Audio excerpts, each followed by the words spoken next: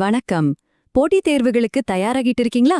வாங்க, இன்னைக்கு நடந்த முக்கியமான நிகழ்வுகளை உங்க தேர்வு பார்வைக்கு ஏத்த மாதிரி எளிமையா புரிஞ்சுக்கலாம். சரி, நேரடியா விஷயத்துக்குள்ள போயிடலாம்.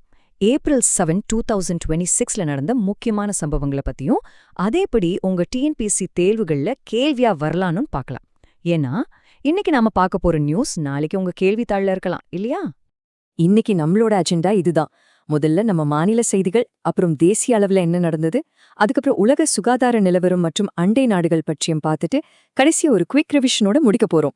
முதல்ல நம்ம தமிழ்நாட்டுல நடந்த மிக முக்கியமான டெவலப்மெண்ட்ஸ் என்னென்னு பார்க்கலாம் வாங்க. சாத்தான்குளம் காவல் மரண வழக்குல ஒரு சரித்திர முக்கியத்துவம் வாய்ந்த தீர்ப்பு வந்திருக்கு. குற்றம் சாட்டப்பட்ட 9 காவலர்களுக்கும் மரண தண்டனை விதிச்சிருக்காங்க. இந்த 9ங்கிற எண்ணை நல்லா ஞாபகம் வச்சுக்கோங்க. இந்த மாதிரி முக்கியமான வழக்குகள்ல தண்டனை பெற்றவங்களோட எண்ணிக்கை பத்தி தேர்வுகளில் கேட்க நிறைய வாய்ப்பு இருக்கு. மதுரை நீதிமன்றம் இந்த வழக்கு 2020லேயே அரியவற்றில் அரிய வழக்கு அப்படின்னு வகைப்படுத்தியிருக்கு.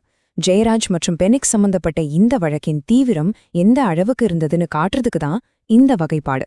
ரொம்ப முக்கியமான ஒரு பாயிண்ட் இது. இப்போ கொஞ்சம் டைம் டிராவல் பண்ணி வரலாறு பக்கம் போவோம். திருப்பத்தூர் மாவட்டத்துல டாக்டர் மோகன் காந்தி தலைமையிலான ஒரு தொல்பொருள் ஆய்வுக்குழு கிட்டத்தட்ட 3000 வருஷம் பழமையான பாறை ஓவியங்களை கண்டுபிடிச்சிருக்காங்க. யோசிச்சு பாருங்க, 3000 வருஷம். இது தமிழ்நாட்டோட சங்க காலத்துக்கு முந்தைய வரலாறு சம்பந்தமான கேள்விகளுக்கு ரொம்ப முக்கியமான ஒரு ஆதாரமா இருக்கும். அரசியல் பக்கம் பாத்தீங்கன்னா தமிழ்நாட்டிலிருந்து 6 பேர் ராஜ்யசபாவுக்கு புதுசா பதவியேற்றிருக்காங்க. இதுல திமுக சார்பில் திருச்சி சிவா, அதிமுக சார்பில் தம்பிதுரை, பாமக சார்பில் அன்புமணி ராமதாஸ்னு முக்கிய தலைவர்கள் இருக்காங்க. அடுத்து ஒரு இன்ட்ரெஸ்டிங்கான நியூஸ். நீலகிரி மாவட்டத்துல முதுமலை புலிகள் காப்பகம் இருக்கு இல்லையா? அந்த அடர்ந்த காட்டுப்பகுதிகள்ல தேர்தல் ஏற்பாடுகள் ரொம்ப தீவிரமா நடந்துட்டு இருக்கு. ஏன்னா அங்க இருக்கிற பழங்குடி கிராம மக்கள் பாதுகாப்பா வந்து ஓட்டு போடணும். அதுக்காக வனவிலங்குகள் கிட்ட இருந்து எந்த பிரச்சனையும் வராம இருக்க நிர்வாகம் ரொம்ப ஸ்பெஷல் ஏற்பாடுகளை பண்ணிட்டு வராங்க. சரி, இப்போ நம்ம பார்வைய கொஞ்சம் விரிவுபடுத்தி தேசிய அளவுல நடந்த முக்கிய செய்திகளை பார்க்கலாம். இந்திய தேர்தல் ஆணையம் ECI நெட் அப்படிங்கிற ஒரு புது டிஜிட்டல் பிளாட்ஃபார்மை கொண்டு வந்திருக்காங்க. சிம்பிளா சொல்லணும்னா, தேர்தல் சம்பந்தமான 40க்கும் மேற்பட்ட செயலிகளை ஒன்னா இணைச்சு வாக்காளர்களுக்கும் வேட்பாளர்களுக்கும் ஒரே இடத்துல எல்லா சேவைகளும் கிடைக்கிற மாதிரி செஞ்சிருக்காங்க. இதுல KYC, அதாவது நோ யோர் கேண்டிடேட்னு ஒரு முக்கியமான அம்சம் இருக்கு. இத பயன்படுத்தி உங்க தொகுதியில நிக்கிற வேட்பாளரோட பின்னணி என்ன, அவங்க மேல ஏதாவது கிரிமினல் கேஸ் இருக்கான்னு ரொம்ப ஈஸியா செக் பண்ணிக்கலாம். இது ஒரு வெளிப்படையான தேர்தலுக்கு ரொம்ப உதவியா இருக்கும்.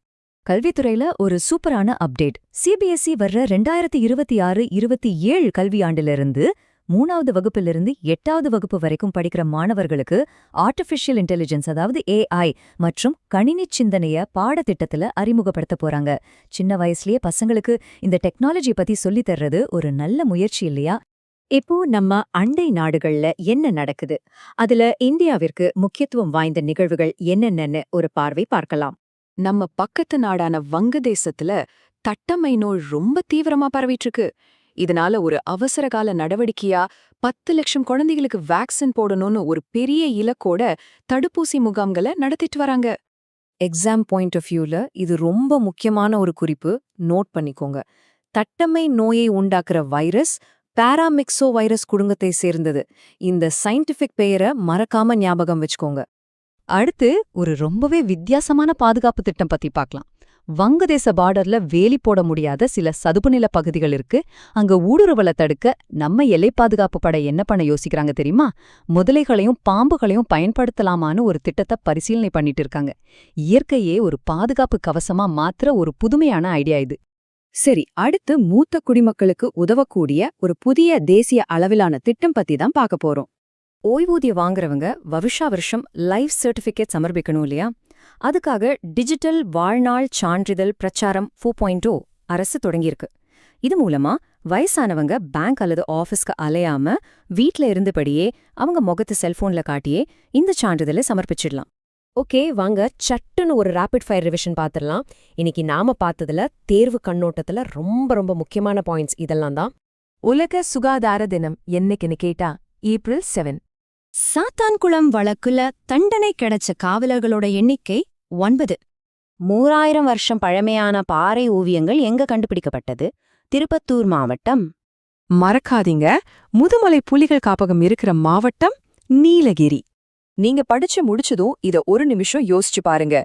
இன்னைக்கு நாம பார்த்த நிகழ்வுகள்ல எது நம்ம எதிர்காலத்துல ஒரு பெரிய நீண்டகால தாக்கத்தை ஏற்படுத்தும்? அந்த சட்ட முன்மாதிரியான தீர்ப்பா, இல்ல அந்த பழங்கால கண்டுபிடிப்பா, இல்ல இந்த புது டெக்னாலஜி மாற்றமா? இந்த கேள்வியோட இன்னைக்கு முடிச்சுக்கலாம். அடுத்த பகுப்பாய்வில் சந்திப்போம்.